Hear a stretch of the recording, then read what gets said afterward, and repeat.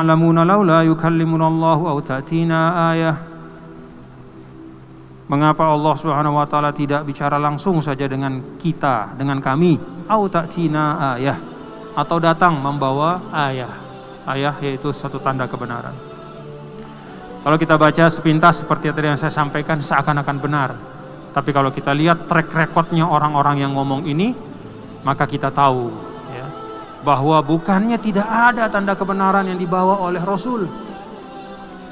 Bukannya tidak ada tanda-tanda kebenaran yang dibawa oleh para nabi sesuai dengan zamannya masing-masing, tapi mereka memang tidak mau menerima kebenaran itu.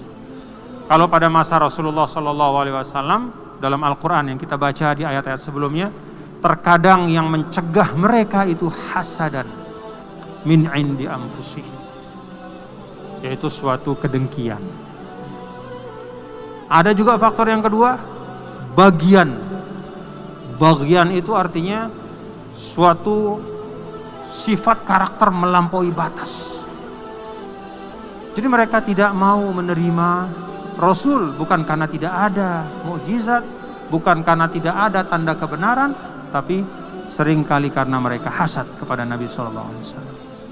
Kita sudah baca di ayat-ayat sebelumnya, dia kan kelompoknya Bani Hashim, sedangkan kita ini bukan Bani Hashim. Itu kata sebagian orang Quraisy.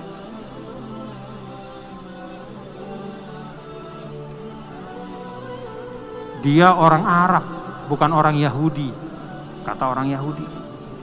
Sedangkan sejarahnya yang namanya Nabi itu paling banyak dari orang Yahudi, Bani Israel. Atau bagian.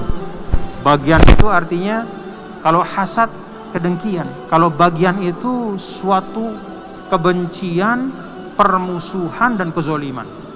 Artinya apa Bapak Ibu Saudara sekalian? Sebagian orang tidak mau mengikuti kebenaran karena dia takut kebenaran itu akan mengganggu kepentingannya, akan membatasi hawa nafsunya.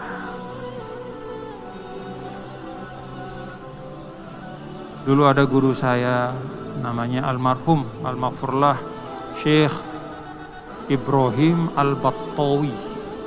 Beliau seorang Syekh Al-Battawiyah Asyadziliyah. Jadi kami dulu bertarekat setiap malam Jumat di Kairo, Syadziliyah.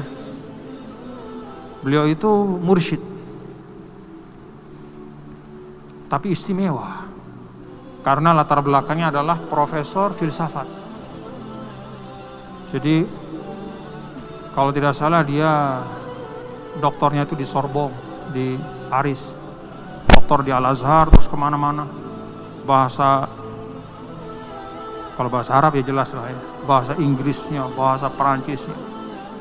Jadi yang bertarekat sama kita itu ada dari Amerika, dari Australia, dari India, anak-anak muda. Ada yang lulusan Harvard, macam-macam bertarekat. Kata beliau apa? Setelah saya berdakwah di Amerika, di Eropa, kata beliau, saya diundang. Terakhir dia cerita ke Santa Fe, apa namanya waktu itu. Saya ingat betul Santa Fe. Itu nama agak aneh jadi saya ingat. Dakwah sekian puluh tahun. Salah satu kesimpulan saya adalah, kalau saja Islam membolehkan minum minuman keras dan berzina, mereka semua akan masuk Islam. Tapi karena Islam melarang, sedangkan mereka sudah terbiasa, bukan semuanya ya, tapi sebagiannya terbiasa tumbuh dalam lingkungan yang permisif dan hedonis, artinya meluapkan hawa nafsu dengan bebas, minum semaunya. Lihat perempuan, kenal hari ini, pagi kenal, malam sudah campur, biasa. Tidak semuanya, tapi biasa itu anak-anak muda.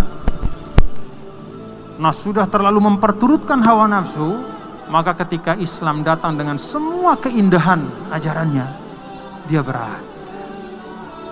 Dia bukan hasad kepada Islam, tidak, tapi bagian. Bagian itu artinya ada yang melampaui, hawa nafsunya itu melampaui, dia tidak bisa kendalikan, ya, sudah menjadi kebiasaan, sehingga yang berbeda dengan itu dia tolak. Semua sisi Islam dia akui. Bagaimana Islam, kata guru saya ini, kalau saya berdialog dengan mereka, semua mereka mengakui bagaimana Islam itu merubah bangsa Arab dari yang barbar menjadi orang terhormat. Bagaimana Jazirah Arab yang penuh dengan kejahilan menjadi pemimpin dunia. Bagaimana menjadi transmisi menyampaikan ilmu pengetahuan. Kalau tidak ada peradaban Islam, maka bangsa-bangsa Eropa itu tidak akan bisa mengetahui peradaban Yunani. Ya. Kita tahu peradaban Eropa sekarang itu, kebangkitan Eropa itu, kan dari sisi filsafatnya mereka ambil Yunani, dari sisi hukumnya mereka ambil Romawi, dari sisi etikanya mereka ambil Kristen Protestan itu. Nah, filsafat Yunani itu tidak akan sampai ke orang-orang Eropa sekarang kalau tidak ada ulama-ulama, ahli-ahli filsafat Islam dulu. Mereka mengakui semuanya. Bagaimana, semuanya lah. Bagaimana menghapuskan perbudakan, bagaimana segala macam lah akhlak-akhlak yang mulia. Tapi ketika sudah sampai pada titik beberapa syariat, ya, khususnya kata beliau ini, dua hal. Minum minuman keras dan berzina. Nah, di situ mentok. Artinya tidak sanggup dia. Kalau daripada saya disuruh ninggalin dua ini, ya nanti dulu lah, kira-kira kayak begitu. Kira-kira kayak begitu. Nah, ini tentu juga menjadi pelajaran bagi kita ya, bahwa membangun nilai-nilai dari kecil anak-anak itu ya, dengan akhlak yang baik, dengan nilai-nilai keislaman, itu penting sekali. Jangan sampai dia ketika besar, ya, ketika sudah jatahnya untuk menerima kebenaran, tapi ternyata kebenaran itu terhalang karena ada karakter, ada akhlak, ya, yang salah ketika kita bangun waktu dari kecil sebagai orang tua. Ya, kalau di sana kan kebebasan individu itu luar biasa ya. Jadi mau ngapain saja. Anak kalau sudah umur 18 tahun itu sudah bebas, dia kemana-mana, tidak boleh diapa-apain lah istilahnya, dia sudah, dan seterusnya lah. Nah, kalau kita kan tidak seperti itu.